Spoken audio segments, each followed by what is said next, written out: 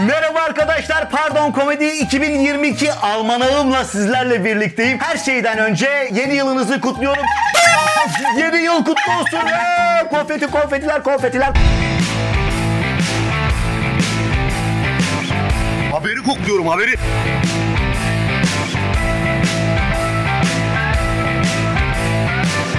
Haber. Pardon. Arkadaşlar 2023'te geçmiş yıllara nazaran daha fazla umuda, daha fazla dayanışmaya, daha fazla zorluklarla mücadele etmeye ihtiyacımız var. Hatırlayalım, halkız biz, halkız. Bu ülke Cumhuriyet ve Türk düşmanlarının değil, bizim ülkemiz. Bugün bizim, yarın da bizim olacak diyor. Hemen almanağıma geçiyorum.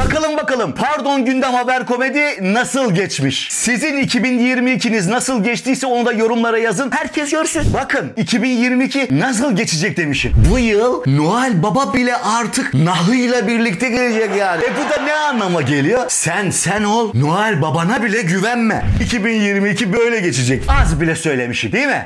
Az bile söylemişim. Daha kötüsü olmaz dedikçe iktidar bize daha kötüsünü yaşattı. Yaşatmaya, gözlerimizi de yaşartmaya devam ediyor. Gözlerimin içine bakın diye başlayan gaf kalabalığı süreci freni patlamış kamyon gibi hızını kesmeden devam etti. Hala da devam ediyor. Sorunları çözmek yerine sürekli bir cambaza bak oyunuyla seçime kadar bizi oyalıyorlar. Habire zenginler zenginleşti. Alım gücümüz, hayat kalitemiz, yaşam standardımız düştükçe düştü. Fakir daha fakir oldu. Arkadaşlar açıkçası tabii ki zenginler zenginleşecek ya. Sen kimsin ki ya? Sen sade sıradan vatandaşsın yani. Standart boş paketsin yani. Sen sana ne denirse onu yapacaksın ya. Eğer anlaşılmamışsa bakın gözüme bakın. Tamam şimdi kulağıma bakın. Ya tabii. Burun deliğime bakın. Kıllara bakın, kıllara. Burun deliğimin kıllarına bakın. Şeyime bakın ya. Şeyime bakın yani çeneme bakın. Benim çenemde gamze yoktur ha. Gamsızdır yani. Gamsız böyle konuşturuyor yani. Boş konuşturuyor. Yani siz yeter ki bakın. Bak. Cambaza bak. Bakın. Hadi görüşürüz. Bay bay. Daha da fakirleşen fakir, el avuç açan, sürekli yardıma muhtaç, dilenci haline getirildi. Görünen o ki bu bilinçli bir dayatma. Amaçları hükümete yani kendilerine bizi bağımlı kılmak, kendilerine biat ettirmek. Yaşadıklarımıza baktıkça anladık ki ekonomiyi düzeltmek gibi böyle bir mertleri yok. Devamlı bir ekonomik model açıklandı. O hale geldi ki podyumda denemediğimiz model kalmadı ya. Yani model üstüne model. O olmadı bu vereyim, 3 yok 5 vereyim, gömlek yok pantolon vereyim, al sana bir tane de don. Böyle devamlı bir model deniyoruz yani. Şimdiki model de ne Çin modeli ne başka bir model. Bu olsa ne modeli olur? Kafama göre modeli olur değil mi? Kafama göre ne olursa bir model. Her sabah yeni bir modele doğru uyanıyoruz. Hop model. Victoria's Secret modeli de değil ya. Olsa hiç olmazsa yani böyle bir uyuşuruz belki bir şey olur yani. Bir uyuruz böyle. Ağzımız açık bir şekilde yalana uyuruz belki. Demek ki en baştan en tepeden zihniyetin değişmesi lazım değil mi? Yani günlük geçici taktiklerle zaman geçirildi. Bu arada da işsizlik arttıkça arttı. İşsizlik izleyeceğiniz videodaki rakamların üzerine dahi çıktı. Hatta işsizlik arttı diyorlar ya. Haber şöyle diyor ki büyük işsizlik verilerini açıkladı. Gerçek işsizlik oranı %21.9'a yükseldi. Arkadaşlar konuyu ele almadan önce abone olalım, likelayalım ve yorum yapmayı unutmayalım. Genç nüfusta mevsim etkisine arındırılmış işsizlik oranı %20,1 yani halen 5 gençten biri işsiz konumunda. Artış göstererek 4.236.000 kişi işsiz olmuş. Nasıl değerlendiriyorsunuz bunu? Vallahi az söylüyorlar. Çin hep ucuz iş gücüyle anılırdı. Ülkemiz Çin'i geride bıraktı. Disk Araştırma Merkezi'nin hazırladığı rapora göre Türkiye İstatistik Kurumu'nun yapmış olduğu açıklamada işsizlik oranlarının azaldığı açıklanırken İşkur'a göre ise işsizlik sayısının arttığı belirtildi. Şubat ayında işsizlik gözle görülür biçimde arttı. Üstelik TÜİK'in rakamlarına, oranlarına bile bayağı yansıdı. Aslında TÜİK'in açıklamış olduğu rakamlarla ya da enflasyon rakamlarıyla hayatın gerçeklerine uymadığını hem sahada gezdiğimiz illerde görüyoruz, bölgelerde görüyoruz ve yaşamın içinde görmemiz mümkün. Az bile söylemişler bence ya. Hani bence daha fazla olması lazım sizin. Şahsen bir işsizim yani. Tabii ben de boş durmadım. İnsani görevim gereğince işsizlere iş önerileri sundum. Buldum. Ben buldum. Bak şimdi biz niye kendi kendimizin işini yaratmıyoruz? yaratmıyoruz ya? Kendi kendimizin işini oluşturalım ya. Benim de önerim şu. Reklam ajansları falan oluyor yani, böyle reklamlara, filmlere, dizilere, elemanları falan bünyesinde toplayan ajanslar var ya, reklam ajansları. İşsiz ajansı olacak. Niye? İş için. Şöyle mesela diyelim ki çocuğu olanlar bilir mesela. Çocuk böyle ham yapmaz ya. Yavrum ham yap, ham yap. Yemek yemez. Mızmızlara falan diye sen devamlı yedirmeye çalışırsın. Yavrum ham yap bak, yoksa ben yaptım hamı. Ya da bak amcaya veririm, bak bilmem neye veririm. Yani maksat orada çocuğu böyle kıskandırmak, hamlatmak. Devamlı da tabii ki sen ham yaptıramıyorsun. Hep sen mi hamlanacaksın? Hayır. O yüzden de ajans arayacaksın. Alo iyi günler. Bizim çocuk ham yapmıyor da ham yapıcı bir arkadaş yollayabilir misiniz? Falan diyorsun. Onlar da tabii ki diyor. O hamcı geliyor. Yavrum ham yap bak ablaya veririm. Ham yap yoksa bak amcaya veririm. Devamlı çocuğa böyle ikaz edecek. Çocuk da ne yapacak? Tabii ki o yarışta hamını yapacak. Bu işler, bu öneriler gayet orijinal. Başka yerde bulamazsınız ha. Ayrıca bak mesela aklıma geldi. Kış şimdi, havalar soğuk, kapıların altına çok büyük soğuklar giriyor. Ne kadar da siz sıkı kapatsanız da o soğuk içeriye giriyor. Şimdi o soğuğu kesmek için yine aynı ajans arıyorsun. Allah, benim soğuk kesiciye ihtiyacım var. Bir soğuk kesici arkadaş yollar mısınız? Hemen sana oradan soğuk kesici arkadaş gelmiş oluyor. O da ne yapıyor? Kapının önüne böyle neresiyse artık oraya uzanıyor. Yani bütün gün orada. Ev sahibi de çağırdınız onu, yani eşek değilsiniz ya, yemini suyunu falan filan da vermiş oluyorsun. Hem de yatacak bir yeri de olmuş oluyor. Bitmedi. Öyle iki iş önerisiyle bırakır mıyım ben sizi ya? Devam. Artı bak şimdi aklıma geldi. Araba bodyguardlığı. Arabaya ne kadar çok alarm taksan da araba, özellikle günümüzde son zamanlarda araba fiyatlarının, arabaların çok değerlemesiyle birlikte hırsızlıklar çok yükseldi. Aşırı hırsızlık yükselmesi var. O halde biz ne yapıyoruz? Hemen ajansı arıyoruz. Araba bodyguardı ne yapıyor? Gece arabanın içine konuşlanıyor. Yemini, suyunu falan alarak bütün gece arabanın içinde yatıyor. Bir hırsız bir aksiyon olduğunda hemen ne yapıyor? Fırt diye kalkıyor ve olaya müdahale ediyor. Size bak 3 tane çok önemli yeni iş kolu göstermiş oldum. Bunları değerlendirmemiz lazım. Bununla birlikte ne kadar çalışırsak çalışalım ihtiyaçlarımıza para yetiremiyoruz ya. Biliyorsunuz bir ara dolar düşmüştü. Böyle herkese halay çekti, göbekler atıldı. Her taraf göbek doldu. İnsanlar o atılan göbekler yerlerde olduğu için yürüyemez hale gelmişti ya. O zamanlar enflasyonu süründüreceğiz demiştim. Hani dolar 7 liraydı. Birdenbire 18 liraya çıktı. Ardından bir hemen hamleyle 11 lira 12 liraya düştü. Böyle halay çekildi ya.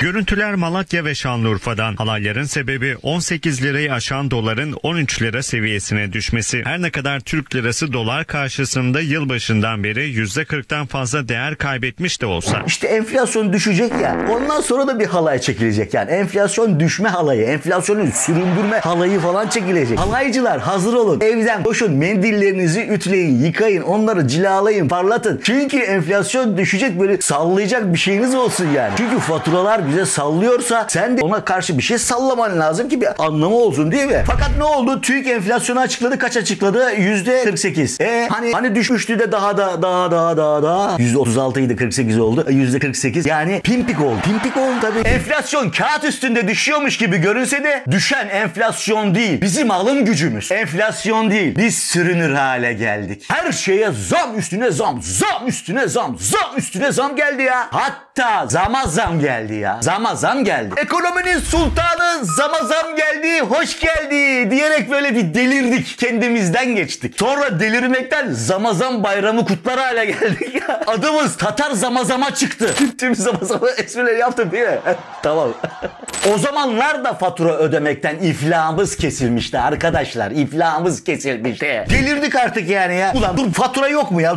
Bir fatura. Şu faturayı ben bir tokatlayayım da en iyisi. Değil mi? Bir kendine gelir belki arkadaşlar. Siz de deneyin ya. Faturayı bir tokatlayın yani, bir kendinize getirin. Niye? Biliyorsunuz biz bozulan aletleri ne yapıyoruz? Tokatlayarak, vurarak, döverek düzeltiyoruz değil mi? Belki yani diyorum ki faturayı da tokatlarsak belki fiyatı bir düzelir mi? Bakalım.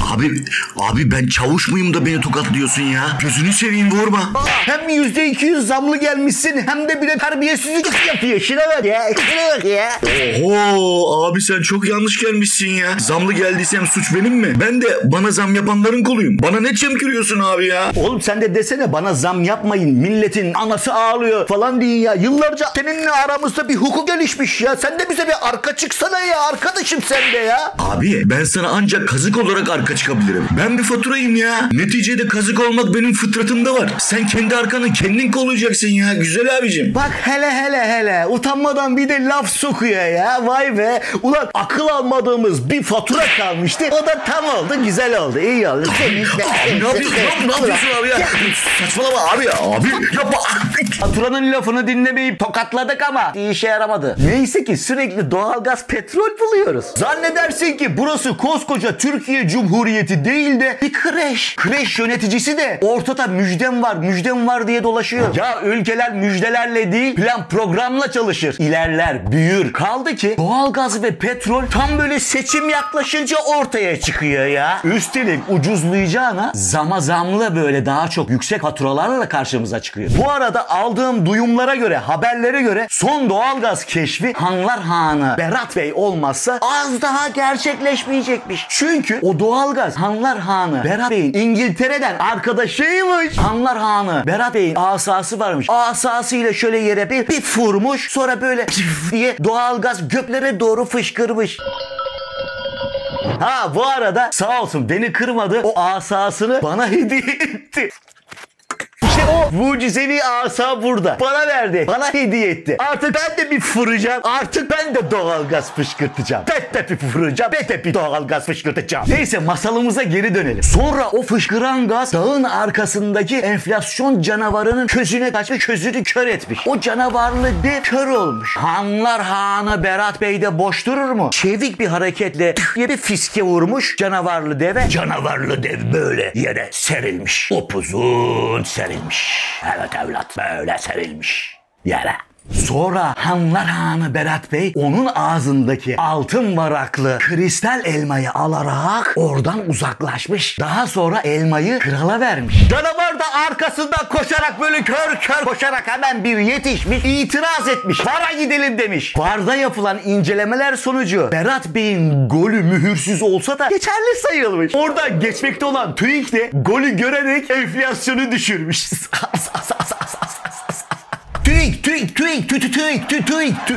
TÜİK diye sürekli olarak tekrarladığınızda enflasyon düşük çıkıyor. TÜİK.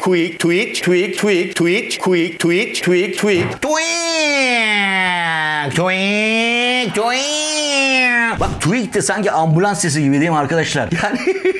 Yani ambulans gibi derken kurtarıcı anlamında. Piyasalar zorlandı diyelim. Hemen TÜİK diye oraya hemen bir ambulans gibi TÜİK geliyor. Orada hemen kurtarıyor. Piyasalara bir yüzdeyi veriyor. Al lan bir yüzde diyor. Al lan piyasa yüzdesi diyor. Al lan enflasyon yüzdesi. Böyle yüzde yüzümüze böyle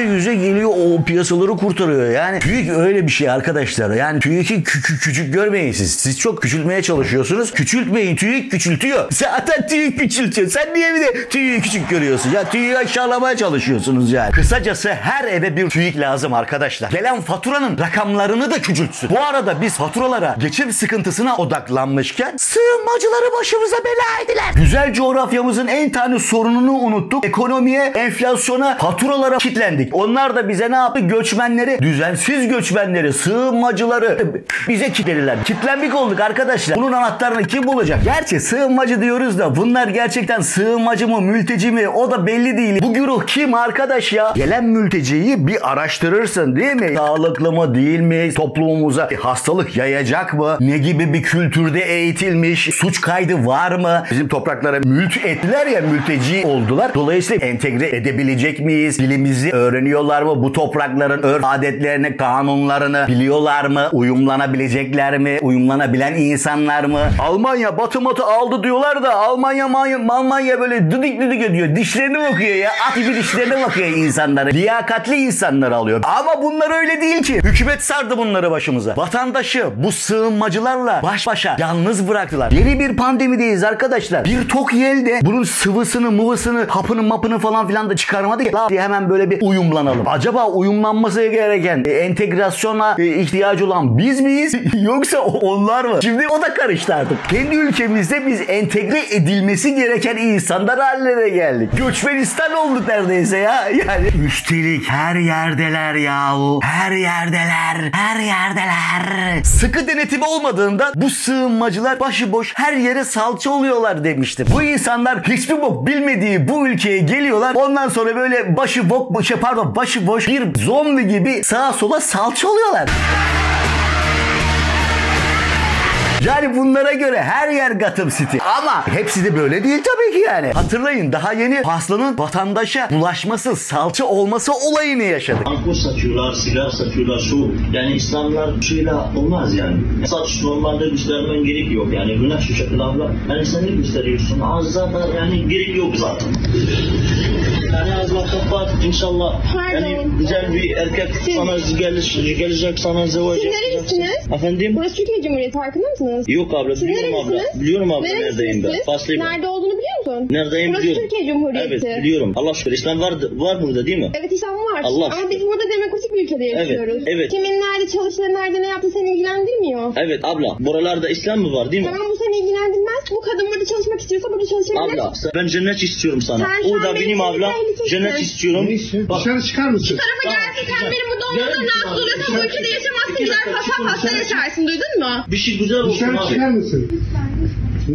Gerçi yakalandı, sınır dışı edildi dendi. Yakalandı da sınır dışı edildi mi muamma. Çünkü hükümetin dediklerine artık şüpheyle yaklaşıyoruz. Bu sığınmacılar, mültecilere harcanan paralar TC hazinesinden çıkmıyor. Parayı Amerika, Batı yolluyor demiştim. Düşünmeyen için çok mantıklı önerilerim var. Arkadaşlar bunları lütfen ciddiye alın. Diyorlar ya, sığınmacılar için devletimizin bütçesinden, hazineden para harcanmıyor. Parayı Amerika, Batı yolluyor diye. Böyle dedim ama Bakan Derya Yanık Türkiye mültecilere öz kaynaklarından 45 milyar dolar harcama yaptı dedi. Yaşanan en büyük göç dalgasına sebep olan bu savaşta Türkiye, sığınmacılara yönelik insani yardım çalışmalarına uluslararası toplumun verdiği desteğe nispetle daha yüksek bir oranda katılmış ve kendi öz kaynaklarından yaklaşık 45 milyar dolar harcamıştır. Her zaman olduğu gibi yine insanlık görevimi yerine getirerek mülteci sorununa da çözüm önerileri sunmuştum. Hatırlayalım. Ben de diyorum ki Batı, Amerika bize para yollamasın. Tabii ki canım. Ne gerek var yani? Parayı alıyorsun. Paranın nereye gideceği belli falan filan olmayabilir. Parayı kontrol edemeyebilirsin. En güzel, en sağlam çözüm ne? Ya bizim o Doğu, Güneydoğu bölgesinde var olan sınırlarımızı genişletelim arkadaşlar. Yani daha da genişletelim. Bize ne kadar mülteci vermek istiyorsunuz diye sor ya. Bir sor baştan, şu kadar sığınmacıyı size vereceğiz diye önceden söylense bize diyelim ki tamam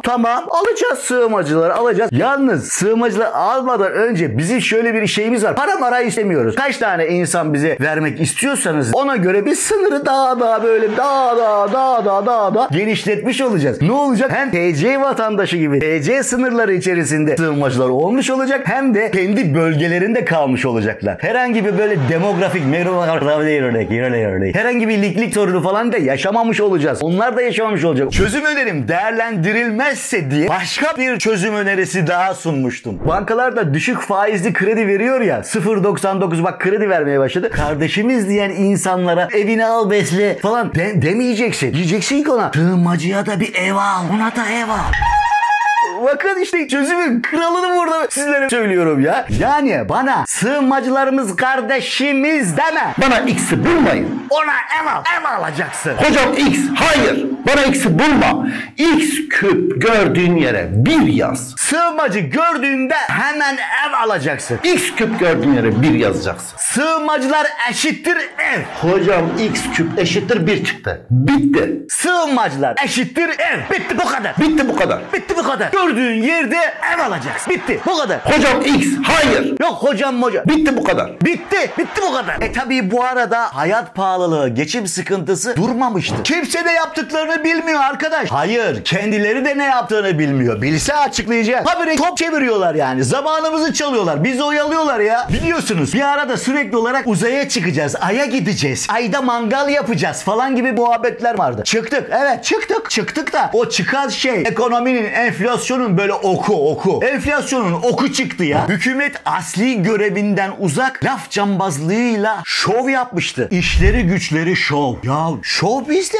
Şovu bize bırakın ya. Ya siz asli işinizi yapın. Ne şov movla uğraşıyorsunuz ya. Her biri birer şovmen oldu çıktı arkadaş ya. İşleri güçleri mış gibi yapmak. Ama yapmamak. İşleri güçleri algı oluşturmak. Habire algı oluşturmamız lazım. Algı oluşturma bağımlısı haline geldiler ya. Buradan bilime sesleniyorum. Ey bilim. Ya bunun bir çaresi yok mu? Hani böyle mamaten falan filan var ya. Oraya gidilse de orada bir tedavi görülseler ya. Ya sen işini yapsana, işine odaklansana. Sürekli olarak algıya odaklanıyorsun ya. Bu şekilde halkı oyalıyorlar tabii ki. Hepimiz oyalanıyoruz. Zamanımız geçiyor. Ömrümüz bitti ömrümüz. Milleti ayrıştırmak, bölmekle kalmadılar. Üstüne bir de zillet ittifakı dediler. Birlik, bütünlüğü bozdular ya. Sonra dalga geçer gibi hepimiz aynı gemideyiz laf salatasını önümüze sürmüşlerdi. Bize dayatmışlardı. Aynı gemideyiz deyip duruyorlar da bir bakın bakalım. Onların bulunduğu gemiyle senin içinde bulduğun gemi aynı gemi mi? Aynı gemide miyiz? Kendi ceplerinden tek kuruş para çıkmıyor. Ondan sonra aynı gemideyiz. Hep hazineden yiyorlar ya. Yani nereden? Bizden yiyorlar, bizden. Onların hepsi bizim paramız arkadaşlar. Bu arada iktidar vatandaşın vergileriyle şatafat içinde yaşarken vatandaş da yüksek vergilerle sürünmekteydi. Hiç düşündünüz mü? Kendi şatafatlarından hiç böyle vazgeçiyorlar mı? Tasarruf ediyorlar mı? Tasarruf ediyorlar mı? Ya hayır. Vergi üstüne vergi, vergi üstüne vergi, vergi üstüne vergi. Ne oluyor? Sen böyle habire küçülüyorsun. Küçülüyoruz. Hep birlikte küçülüyoruz yani. Ya bu devlette öylesine israflar var ki, öylesine masraflar var ki. Anam. Türkiye'deki israfı görüyorum. Eğer israfın önünü alabilsek sizden vergi almaya gerek kalmaz. Devletlerin parası olmaz arkadaşlar. Devletin parası dediğin şey senin verdiğin paradır. Yani vergilerinin nereye gittiğini sorman lazım. Sorgulaman lazım. Senin faydana mı harcanıyor? Nereye harcanıyor bu vergiler? Nereye gidiyor? Öyle yok kafama göre. Biz hallediyoruz. Siz şey yapmayın ya. Biz nasıl bu işleri hallediyoruz falan gibi. Yani onların şatafatlarına giden para senin benim cebimden çıkıyor. Sonradan nur topu gibi bir ekonomik modelimiz daha ortaya çıktı. Yalnız bu millet insan olma kodlarımızı zehirleyen bir model. Sevgili arkadaşlar, güzel ülkemiz o hale geldi ki herkes birbirine takıyor. Takan takana. Çıktığım kanallarda Türkiye yepyeni bir şey. Tarihte hiç ekonomi biliminde denenmemiş bir şey deniyor diyorlar. Vay be. Dolar o zaman 14.85'miş. Islığımız da çıkmıyor ya. Islığımız kesildi yerdeyse yani. İzlediğiniz video anladığınız gibi bir tık eski. Yalnız konu hala sıcak ve güncel. İşte Cem Bey'in videoda bir şey deniyor diyorlar dediği o bir şeyi biraz sonra size açıklayacağım. Hazır olun. Yani sıkı tutunun. 3, 2, 1, go! Yeni ekonomik modelimizin adı takan takana ekonomisi. Takan takana. Şimdi eskiden çalışıyordum. Birisine borcum oldu mu utanıyordum. Ya adama borcum var. Şimdi utanmayı bırakmış. Herkes birbirine takıyor. Ben de takıyorum. Alıyorum ödemiyorum. İyiye gitmemiz için hepimize sorumluluk düşüyor arkadaşlar. Değişimin olması için halkın hermesi, türtüklemesi kaçınılmaz. Ben diyorum ya eskiden bir değerimiz vardı. Utanma vardı. Utanma duygumuz vardı. Benim şimdi utanma duygum yok. Ona takmışım. Ona da takacağım. Çünkü devlet öyle takıyor. Herkes herkese takana. İşte bu takan takana ekonomisi videoda da görüldüğü üzere millet olma kodlarımızı, daha doğrusu insan olma kodlarımızı mahvetti arkadaşlar. Bizi çürütüyor. Bu konuda hepimizin sorumluluğu var. Bu konuda hepimizin sorumluluğu var. Çünkü bunun sürmesine izin verirsek mahvolacağız, yok olacağız arkadaşlar ya. Bu yüzden herkesin taşın altına elini koyması lazım. Yoksa Allah muhafaza taş oluruz, taş kalırız böyle. Toplumu ben mi kurtaracağım? Herkes böyle klişesinden uzaklaşmamız gerekiyor. Çünkü takan takana ekonomisi bulaşıcı bir virüs gibi. Aman diyorum. Peki bunları ülkede neden yaşıyoruz? Sınırsız güç, sınırsız yetkili ve hesap vermeyen tek adam rejiminin takan takana ekonomisi yüzünden. Tamam da ileri demokrasi bu mu oluyor? Milli irade bu mu oluyor? Bu mu oluyor? Bu mu oluyor? Hepimizi delirtti bu takan takan ekonomisi arkadaşlar. Hepimizi delirtti bu takan takan ekonomisi arkadaşlar. Hepimizi delirtti bu takan takan ekonomisi arkadaşlar. Arkadaşlar ben parama bakarım. Önüme gelene bir tekme ve benzeri anlayıştan da uzaklaşmazsak nereye gideceğiz? Tabii ki fok yoluna. Toplumsal, ahlaki, kültürel, insani değerlerimizi sağlamlaştırmamız elzem. Eğitim şart da karakter eğitimi de şart arkadaşlar. Ya öyle ki biz eğitim şart derken aslında ne demek istiyoruz? Karakter eğitimi şart demek istiyoruz. Herkes birbirini bir şekilde kandırmaya, kuyusunu kazmaya çalışıyor ya. Günümüzde yaşadıklarımıza, tanık olduklarımıza baktığımızda ortaya bu çıkıyor yani. Karakter eğitimi olmadı mı? İster profesör ol, ister bilim adamı ol, ister yönetici ol, ister firavun ol, ister kim olursan ol, ne olursan ol, ne oluyor? Takan takana ekonomisine hizmet etmiş oluyorsun. Sürekli düşman yaratmaktan, suçu başkalarına atmaktan sorumluluklarını unuttular. Biliyorsunuz daha yakın zamanda hayat pahalılığını ancak biz çözeriz diye bir açıklama yapıldı. İyi de bu hayat pahalılığı bilinçlice kim oluşturdu ya? Oluşturan biz hallederiz diyor. Ya sen yarattın zaten. Einstein'ın bir lafı var biliyorsunuz. Ne diyor? Sorunu yaratan düşünce şekli o sorunu çözemez. Ya bırakacaksın sen sorunu sen yaratın zaten. Yok biz çöz. Çöz. Elini tutan mı var? Tüm yetkiler sende. Zannedersin ki kendisi muhalefete başa gelirse o zaman düzeltecek. Bu tür söylemler, bu tür davranışlar insanları salak yerine koymak değil mi ya? Yok 6 ay uyuyun, uyanın her şey düzelecek. Hani hep de hayal edersiniz de şöyle bir uyusam da 6 ay sonra uyansam diye. Bir uyuyun 6 ay sonra uyanın. Koca bir laf kalabalığı ya. Hatta gaf kalabalığı arkadaşlar. Fol yok, yumurta yok. Durduk yerde bir de Cumhuriyete, Türkçe'ye düşman kesildiler. Biliyorsunuz geçenlerde Cumhuriyete, Türkçemize, dilimize laf çakıldı. Maalesef bir kültür devrimi olarak Cumhuriyet bizim lügatimizi, alfabemizi, dilimizi, hasılı bütün düşünme setlerimizi yok etmiştir.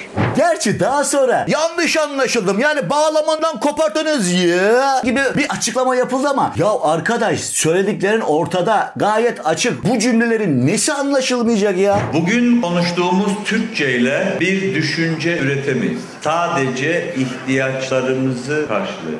Sanırım buna Danilo Zanna sendromu deniyor arkadaşlar. Bazı zamanlar benim Türkçe yetmiyor. Aslında bir taraftan da insan düşünmüyor değil, düşünüyor. Yani düşünüyor diyor ki ya adam acaba atomu parçalayacak da bunu Türkçe ile ifade edemem diye mi düşünüyor? Ya da belki de yani ışınlanmayı buldu adam. Diyor ki ulan ben ışınlanmayı buldum. Ya bunu Türkçe ile ifade edemeyeceğim ben ya. Yani başka bir dil ne olabilir? Tabii ki Osmanlıca artık. Osmanlıca'da da başka ışınlanmayı nasıl açıklayabilirim ben? Başka dille açıklayamam ben bunu yani. Kaldı ki her konu güzel Türkçemizle açıklanabiliyor, anlatılabiliyor, konuşulabiliyor. En çok sevdiğim, en çok hayran kaldığım dil Türkçedir. Şu anda 50 civarında dil öğrendim. Çok farklı sistemlere sahip diller öğrendikten sonra hala en çok hayran kaldığım dil, en matematiksel bulduğum dil Türkçedir. Adam 50 dil biliyor ama en çok sevdiğim dil Türkçe diyor. Biz de bizim abiye Türkçeyi beğendiremiyoruz. Biliyorsunuz bir de dedelerimizin mezar taşlarını okuyamıyoruz. Dedelerimizin mezar taşlarını okuyamıyoruz. Ya arkadaşım senin deden de dedelerinin mezar taşını okuyamıyordu ya. Ayrıca Ayrıca zannedersin ki hani mezar taşlarında ölümsüzlüğün sırrı yazıyor. Ya yazsa ne olur? Ölmüşten ölümsüzlüğün sırrını mı öğreneceksin? Kanımca dertleri Türkçe, Osmanlıca da değil. Ne demişlerdi hatırlayalım. Mevcut parlamenter sistem en fazla şu an işine geliyor. Bizim derken AK Parti'nin işine geliyor. Çünkü yasama bizde, yargı bizde, yürütme bizde, her şey bizde. Meclisin şimdi bizim AK Parti hükümetini denetlemek gibi bir şeyimiz olabilir mi? Yok böyle bir şey. Oğlan bizim, kız bizim. Niye denetleyelim? Yani diyor ki Türkiye'yi ele geçirdik. İstediğimiz gibi at koşturuyoruz at. Oğlan bizim, kız bizim. Oğlan bizim, kız bizim. Herkesi kendimize biat ettireceğiz. Dertleri Cumhuriyet'le, dertleri Mustafa Kemal Atatürk'le, dertleri Türklük'le, dertleri laiklikle, dertleri özgürlükle. Neyse ki halkın derin feraseti bu ülkeyi ayakta tutuyor. Yansak da küllerimizden yeniden doğma becerilerimiz var. Ülkeyi babalarının malı, şirketi gibi gibi yönetiyorlar ya. Hani biz de onların sanki kölesi, işçisi gibiyiz. Ah ne güzel vallahi. Seni beni de öyle milli irade, yok dincilikle, vatan milletle, hamasetle falan filan böyle oyalamaya çalışıyorlar. Hatırlayalım. Halkız biz ya. Halk. Bu ülkenin sahibi olarak halkız biz. Devlet biziz arkadaşlar. Türkiye hiçbir partinin, hiçbir insanın tapulu malı değil. Aklımıza ve ülkemize sahip çıkalım arkadaşlar. Bilinçli düşünülmüş, iyi analiz edilmiş umudumuzu diri tutalım diyor ve bu bölümü burada finallendiriyorum. Tekrar hepinizin yeni yılını kutluyorum. Görüşmek üzere arkadaşlar. Haberi kokluyorum, haberi.